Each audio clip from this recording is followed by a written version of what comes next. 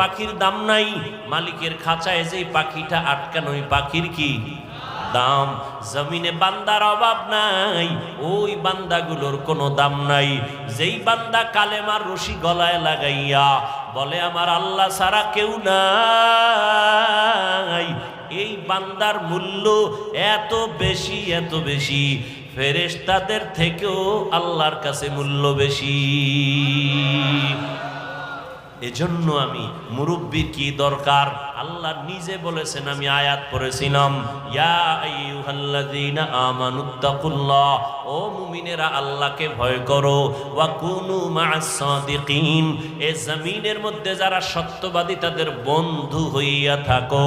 হাদিস পড়েছিলাম সংক্ষেপ, নবী বলেন মান তাওয়াযা লিল্লাহ রাফাআহুল্লাহ, আল্লাহ নবী বলেন যে নিজেকে ছোট মনে করে চলবে আল্লাহর জন্য,